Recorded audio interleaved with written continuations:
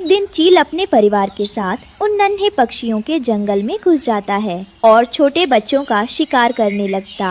इंदु जी, इतना ज्यादा मांस तो मैंने सपने में भी नहीं देखा। इस जंगल में पक्षियों की भरमार है, कभी हम भूखे नहीं मरेंगे।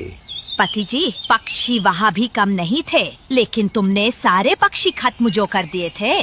तुम तो ऐसे कह रही हो जैसे मुझे कोई शौक है पक्षी मारने का।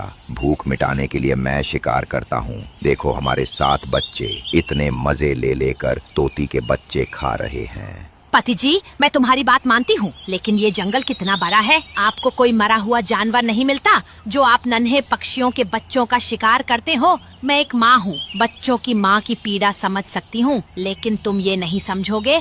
तुम जालिम चील हो। तुम कुछ भी समझो, लेकिन मुझे शिकार करने में बड़ा मजा आता है और अपने बच्चों की भूख शांत करके मैं आनंद से भर जाता हूँ। अब अपनी चूचू करना बंद करो, मैं रात के लिए शिकार ढूंढने जाता हूँ।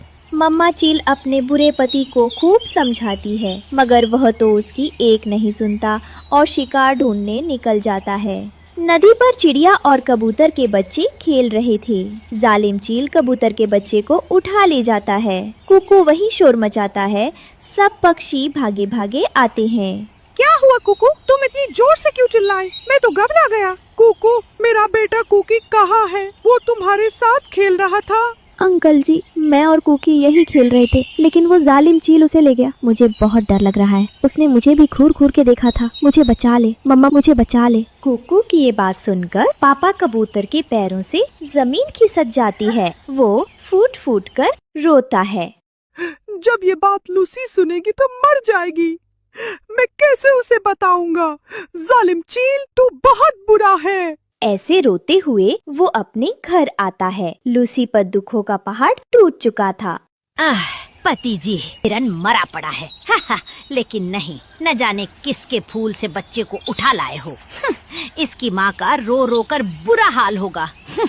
आपको तो कुछ नहीं दिखता। मेरे दिल में जो आएगा मैं वो करूँगा। तुम होती कौन हो मुझे समझाने वाली? मेरे 7 बेटे छोटे बच्चों का मांस बड़े चाव से खाते हैं। तुम कैसी माँ हो जो अपने बच्चों को खुश नहीं देख पाती? पति जी, तुम सचमुच जालिम हो गए हो। हमारे बच्चे हड्डियाँ चबा लेते हैं। लेकिन नहीं, तुम्हें तो मासूम बच्चों को ही मारना। तुम इतने निर्दयी कैसे हो गए?